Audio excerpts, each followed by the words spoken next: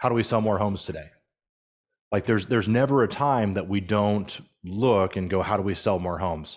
Because no matter how big we get, how far we go, how cool we become, or any of those things, at the core of what we do, it's still helping buyers and sellers.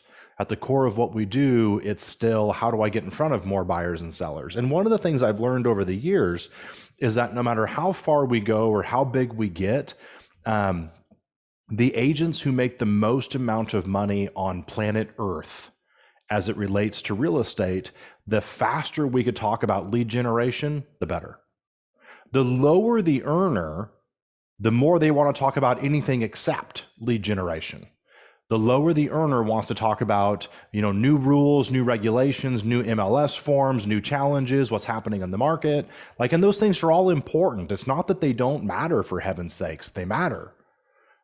But the higher the earner, the faster we go, cool, how do we move through all that so we can go back to talking about generating leads? Because at the end of the day, every problem I have can be solved at some level by generating leads and then doing a better job with my leads. And even if I'm not doing a good job, this is something that nobody wants to say or hear, but it's the truth. If you're not doing an amazing job, let's say you look down and you go, you know what? My customer service is not world class. I'm getting things closed. And I'm doing a good job, and I'm a good negotiator, and I'm a good agent. But there's a wild difference between those things being true and saying you have world-class service. Do you feel me on this? Those are two wildly different things. And the smartest agent will say, no, we do not give world-class service. I want to, but we don't. And I think every agent today needs to go to bed at night and wake up thinking, what is the experience that my consumer wants to have? And anybody who says they know the answer to that, or anybody who says I'm delivering the answer to that, is probably either delusional, stupid, or lying. One of the three. Because I'll tell you that Gary would say, I don't know. I believe I know where the consumer wants to go. But who can predict the future, right? But think about the experience, right? Think about the experience that you demand as a consumer today. Let's just be clear. Let's say that you're like me and you're cruising through Instagram, and you see an ad for something. And because you're a salesperson, you are a sucker. By the way, I'm a sucker. I'm the guy who's like, yep, I totally need that. I totally need some solar powered lights for my backyard. Didn't need them yesterday, but I need them right now. Those look cool. We're all the same. And so I go, awesome. And I throw them in the cart and I'm going through. And then when it's time to check out, I have to enter in my credit card number, my name, my address. And I'm like, oh my gosh, it's like you don't even know me. And I will abandon a shopping cart to go to Amazon and throw it in there and go, yep, same lights, similar price, send it to me. And I'll bet you that you're the same. I'll bet you that you've been at a retail store and checked pricing on Amazon. I'll bet you've been at a retail store and been like, you know what? I don't have room in my car to take this home. So I'm just going to buy it. It'll be on my doorstep tomorrow afternoon before 5. No problem. Easy peasy. And I want you to think, if that's how you are as a consumer, your consumers are the same. And so what experience can you deliver to your buyers and sellers that truly wow them? Most realtors, like all the realtors that you and I know, most realtors are like, yep, I do a great job negotiating. That's not enough. That's not world-class service. It's just not. It's just not. Most of the realtors that we know go, yep, we get it closed. We do a great job. When's the last time you heard somebody ranting and raving about a car dealership who got their deal closed? They don't. They don't. Like, what do you do that provides the wow? One of the things that we think about regularly, when you were a little tyke or a little tychus and you did like an Easter egg hunt, and your parents, the Easter bunny would hide the eggs for you, right? And there'd be like 2 really special eggs, like really special ones, like they're gold or they're silver, like they're the really good ones. I want you to think about the experience of your real estate business like Easter. What are the Easter eggs that somebody finds that they didn't even expect? Because your clients expect you to negotiate hard. They will not rant and rave about you because you do. That's a pipe dream that we have, by the way, but they won't. They expect it to get closed. They will not rant and rave about you. Do you get my point on this? Which means we should all take a really deep breath, whether we're expanding or not, and go, the game has changed. Like the level's higher than it's ever been. The consumer demands and expects more than they ever have. Like garbage service today is world-class service from a decade ago. And that just means that you got to level up. But one of the things in your business is new levels, new devils. Like every time you grow and every time you level up, you find things that you didn't realize were a problem. My expansion group today, we're in 115 cities. We sell in 28 states and 5 countries, which means I spend half my day going, whoa, that's awesome. And the other half of my day going, whoa, what the hell do we do? And I want you to build a business that at some level pushes you to the brink of everything you know. Like I love the old saying from Andretti, right? Where he said, if you don't feel like the car is about to fly off the track, you're not driving fast enough. But what he didn't say was, it's okay to be scared. It's okay to look down and wonder, oh my God, what happens if the car does fly off the track? Like that's a ditch. I don't want to end up there. Like that's okay. Those are natural. If you feel pressed, if you feel pressured, if you feel like things are hard right now, you're in the right spot. Like you're walking out of, hopefully, being in the weirdest time of our history for the last 18 or 19 months. And everyone's a little strange right now. Everyone's a little weird right now. It just is. I'm a little weird right now. And just give people a little bit of grace, right? But what it's done is it has increased the demand from the consumer, and you're part of it. Like you're absolutely part of it.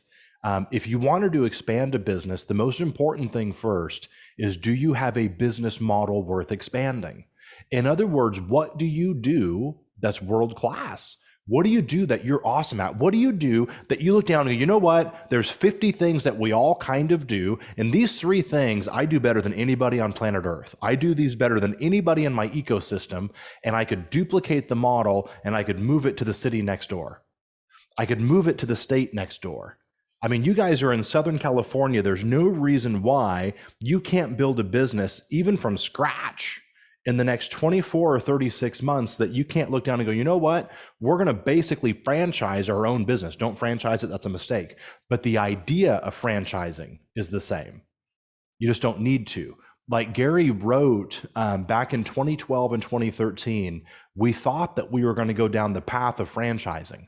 And so he wrote the franchise laws and spent the money on the franchise attorneys to allow realtors to franchise themselves. But then he looked down and said, well, wait, the problem with that is you also give up the majority of the money when you franchise something. And you just live on franchise fees. He goes, that's ridiculous. You don't need to do that.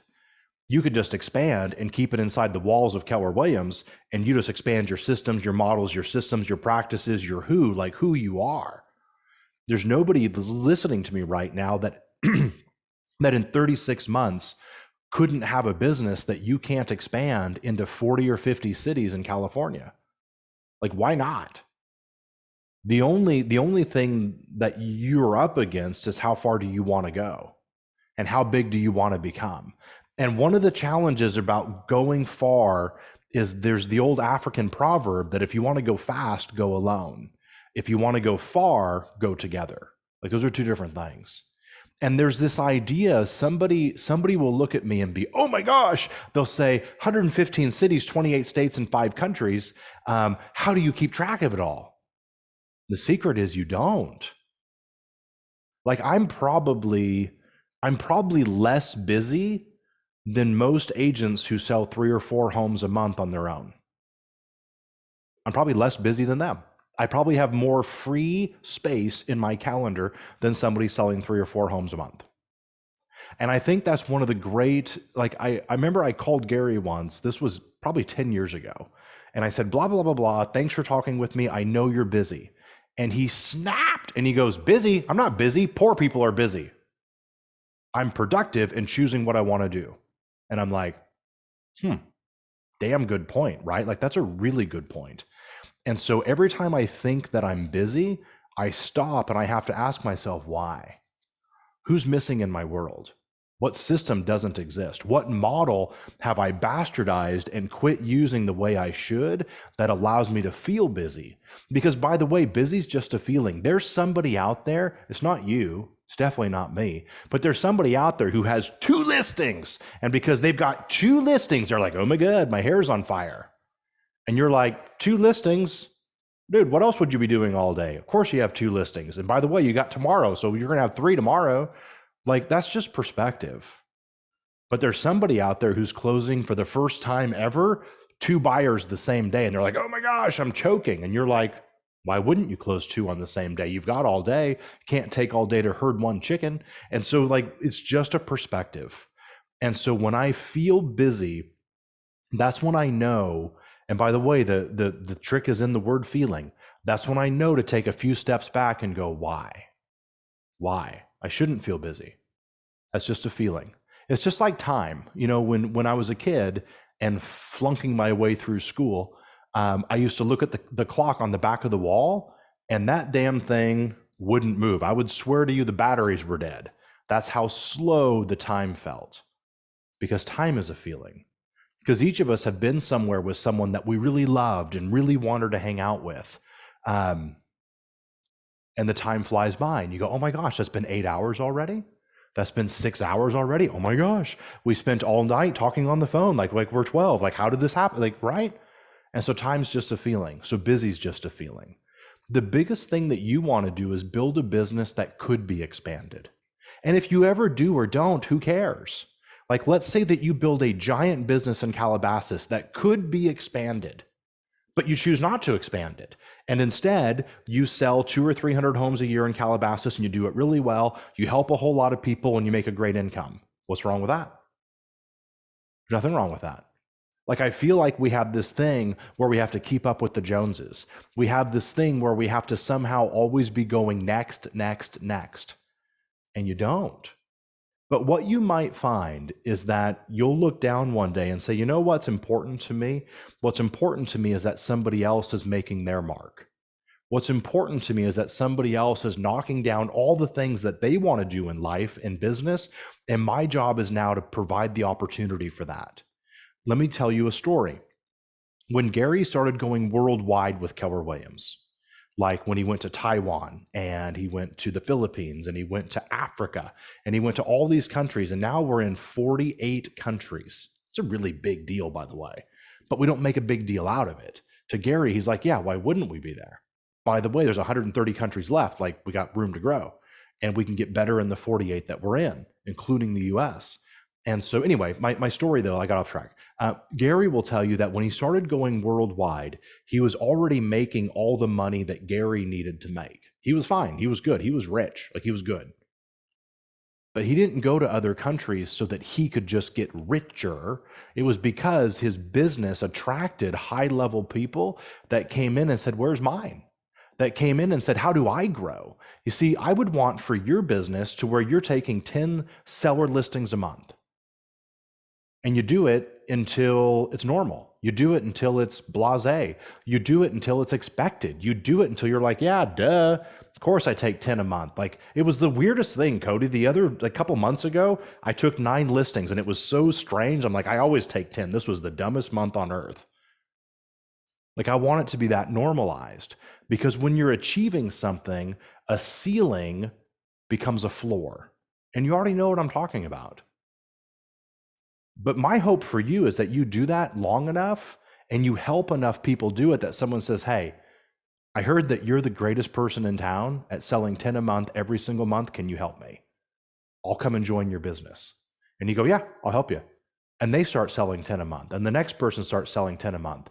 And you look down, you got 5 people selling 10 a month, and now you've got 50. And you go, cool, I'm making all the money that I need to make, but they're not. How do I help the person who I help sell 10 go? You get my point? And all of a sudden you just go more and more and more. You don't expand to make more money. That's the dumbest idea, to expand. You should expand to help more people. Because if you sell a couple hundred homes a year in Calabasas, you're going to make all the, let's be clear. You're going to make all the money you need to make, right? Like, I understand a big appetite and big goals and big visions and all those things, but let's be clear. You can only ski behind one boat at a time. How many boats do you need? You can only go and stay in one ski chalet at a time on the weekends. How many do you need? At some point, you're like, I'm good. I want to give one away. I want to buy one and let other people use it. All right, now we're talking. I want to buy a boat and give it to somebody. Okay, now we're talking. But that's the old adage of you help enough people get where they want to go, right? Like, everybody knows that, like Zig Ziglar's most famous line of all time. But knowing it and living it are two different things. And doing the hard work to get there, instead of just talking about it all the time, those are two different things as well. There's an old saying that you can't lighten a load until you've been willing to feel the burden of it. So go put yourself in the burden of selling 10 homes a month, or taking 10 listings a month, or getting 10 new buyers a month, whatever's appropriate, right? Like, you choose. I'm just using examples. But you go and do it until it's second nature. You go and do it until you're like, dude, of course we do, because that's all we know how to do. That's simply a reflection of what we do. That's simply a result of the actions we take every single day. And then you go, great, could I do it somewhere else? Now you expand. Like, you shouldn't expand until you're doing so well that people start knocking on the door going, hey, I've heard you're awesome. I've heard you're a killer, and I'm 2 cities away. Can you bring your model here? Can I use your model here? If no one's knocking on your door, you might not have a model worth expanding. I remember I was writing, this is a fun story. I was writing Bold with the authors of Bold and Diana Kokoska back in like 2011, right? Bold would have been 2 years old back then. And I've been a part of every rewrite since. And we were writing Bold, and I started talking about scripts. And Diana looked at me and said, when's the last time anybody tried to buy your scripts from you? And I'm like, never. And she goes, exactly. So that might be all they're worth. And I was like, whew, good point. Like, good point. She goes, no, seriously, I don't mean to be rude, but until people are blowing you up saying, I heard you've got the best scripts on the planet, can I buy them from you? You're not there yet. And I just was like, yeah, good point. Same thing with models and systems. Like, you're going to know that you, and as agents, we love to give lip service to models and systems. You know how you know when you have models and systems? When the agent in the market center down the hall from you says, can I buy yours? That's when you know you've got models and systems. When someone comes and says, I'll buy yours from you, will you sell them to me? Will you expand with me and let me use them?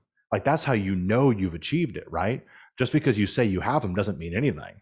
And by the way, what does model and system even mean? All right, so I want to make sure that we're on track, and I don't want to take your entire day. There is a couple of things that matter right now. Lacey, can you throw the link in the chat for the 7 things, blah, blah, blah? We gave it a giant title. What's that? Oh, you can go to CodyGibson.com and sign up for it. That's easy. What we do is every year we teach this class, and every year we do it a little bit sooner. And basically, it's all the stuff that you should do this fall, like during the holidays, that if you're not working on it right now, you're not going to actually do it. Like, for instance, as dumb as it sounds, if you haven't ordered your Christmas cards already, you're probably not going to send them. If you haven't gotten your list together for all the people you're going to send Christmas cards to, you're probably not going to do Christmas cards. By the way, you should probably do Thanksgiving cards instead of Christmas cards, and I'll cover why. If you haven't gone, I mean, you and I both know that what you're already doing is January of next year. Somebody asked me, they said, hey, can you come and speak to our group about how to finish 2021 strong? And I said, no, that's a waste of time. If you want me to come, I'll come and talk about starting 2022. Well, I'll do that. But I said, basically, people have already finished 2021. Like, unless some buyer or seller falls out of the sky into your lap, if you're actually running a business, you've already got it. Like, you've done the listings you're going to do, and you're talking to the people who are going to list, and you get my point, right? Like, unless they show up out of the blue, which is a problem, unless they show up out of the blue, you're working on 2022 anyway. And you're probably working on 2023. The bigger the business, the further out we have to build. Gary will tell you that he's working on 2026 and 2027. That's where he's focused. And then the years between here and there are simply what has to be done to get there. And that's where you believe and you really understand that we underestimate what we can do in 3 or 4 years, and we wildly overestimate what we're going to do in 1 year. And if you haven't, like, for instance, you've got the greatest opportunity on earth coming up. Like, you have the easiest, I'll give you one of the things we'll talk about in that class, and it's free. I hope you can make it. You should go to a couple of contractors who do Christmas lights, and you should prepay, but not with money, influence. I want you to write this down. Your greatest currency will always be influence. It will not be dollars. You should prepay for 30% or 50% or 2 hours for free or whatever it is you want to do. You should prepay with a holiday lighting contractor so that you can go to your entire data bank and say, hey, if you're the type who likes to put up holiday lights, that's awesome. I've got these 2 guys or gals, they're amazing at it, and I've prepaid for 25% of yours. Which, again, you should never write the check. You buy it with influence by telling the holiday lighting company that you're going to send it to your 2,000 people in your database. And that's how you pay for it, right? They should never bill you. Anyway, you get my point. But think about the touch that provides. Just think about the logistical touch. It's October. Like, it's already here. You would contact your entire database and say, here's what I'm doing. If you want to ask them, here's their information, here's their website, here's their number, blah, blah, blah. In another 2 weeks, you contact them again and go, hey, in case you missed it, it's probably time to do it, and get on their calendar. Then after the holidays, you get to contact them again and be like, hey, how'd it go? Did you do it? Did you have any feedback? How'd they do? By the way, one of the people that I taught this 2 years ago goes to their database now and says, hey, you're one of my greatest buyers and sellers, one of my greatest clients. Would you like to gift yours to somebody? I can do 10 this year. I don't know if they made up the number 10 or if they lied about the number 10, because I would do it for anybody. But who do you have that you would say, hey, my realtor, do you get my point? My realtor provides this. I didn't need it, or I don't want to use it, or it's not whatever, but they'll do it for you and they'll prepay for a third. Do you get my point? They're never going to call another realtor. They're never going to call another agent. It's just going to be you. But if you don't have that set, you're not going to do it this year. If you don't have that ready, you're probably not going to do it. It's probably too late. And so some of the ideas that I'll cover, you'll be like, oh my gosh, that's amazing, but that's got to be next year's idea. That's fine. That's okay. Nothing wrong with that. Are you going to do Christmas letters? And, like, for instance, one of the greatest things you can do if somebody has kids is you could send them like these pre-addressed letters to Santa Claus that have your information on it, and it's got the envelope and the letter, and you'll be shocked how many people in your database send you a picture of their kids writing a letter to Santa Claus that you mailed them to do. And it's just thoughtful. It's just a nice thing to do. And you might say, you know, Christmas doesn't work. I work in this sector. Like, all of that's fine. Like, replace it with something that works for your business, right? Anyway, you'll be shocked how far that goes. But if you don't have that stuff set up, you're not going to do it. If that's not ready now, you're not going to do it, which means you've got to get on it. Like, you don't have time. One of the greatest misconceptions we have is that we think we have time. We don't. We are actually out of time. And at the same time, we have all the time we need. So both of those are true. It's kind of like one of the greatest things you could learn is that in this moment, you know the most you've ever known your entire life. And in this moment, you know the least that you're ever going to know your entire life. Both of those things are true at the exact same time. All right, so that's a lot of words in 25 or 26 minutes. I'll leave you with a couple of thoughts. The way that you expand a business is you make a business that you have expandable. Can you duplicate it? And what you'll find is the first couple of times you expand your business to a new city, who cares if you even make money there? The first expansion city I ever went to failed miserably on year number 2, and I lost $250,000 in it. It was stupid. But I learned millions of dollars worth of lessons. And every business has had those stories. Like, I remember I started a food company back in 2016. Even though I'd heard that it's hard to make a profit in food business, I just assumed I'm smarter than you, so it won't be hard for me. Plus, I eat every single day and I love business, so obviously I'm an expert. This is going to go really well. And in a matter of 3 or 4 months, I lost 110 or 120 grand. And I remember talking to Gary about it that summer, and that son of a gun goes, yeah, sounds like a cheap lesson for all that you learned. In the moment, I was like, it wasn't cheap at all. That was a lot of money. I don't have an extra 110 laying around. But at the exact same moment, I remember thinking to myself, this is who I need to hang out with. The kind of person that sees 110 grand as a cheap lesson. The kind of person that looks at something and goes, yeah, that's awesome.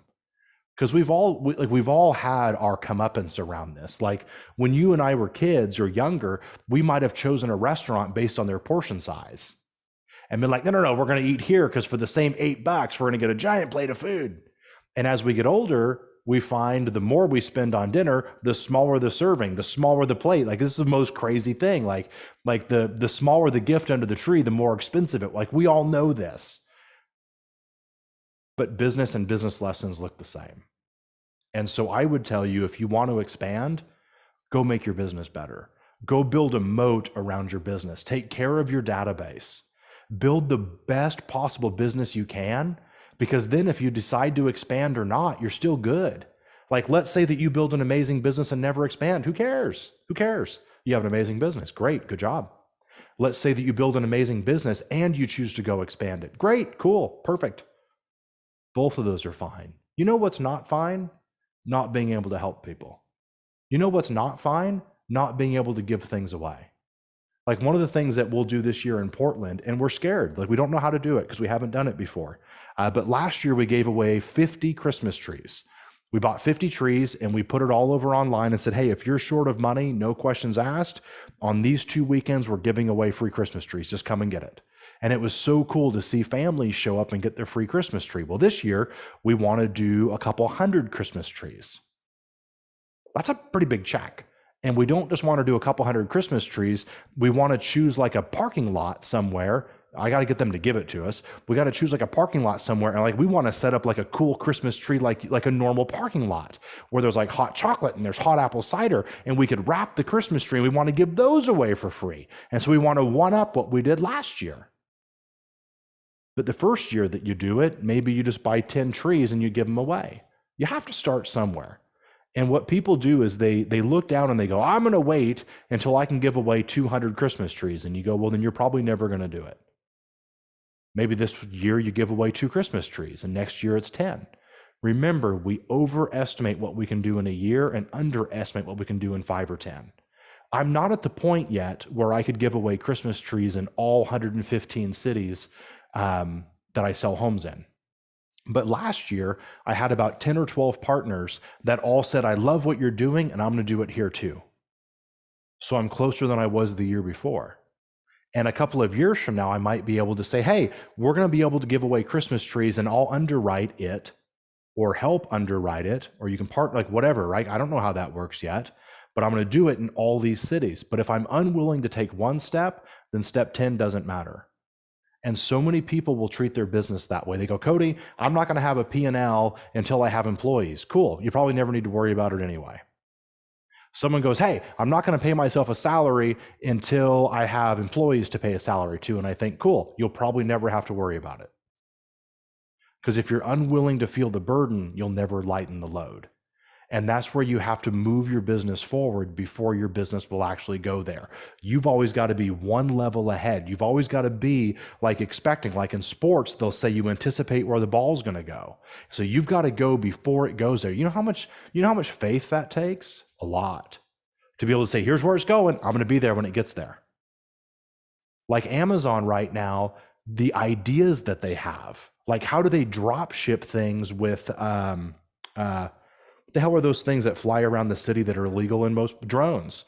Like Amazon is playing with how do we drop ship with drones? It's crazy. It's wild.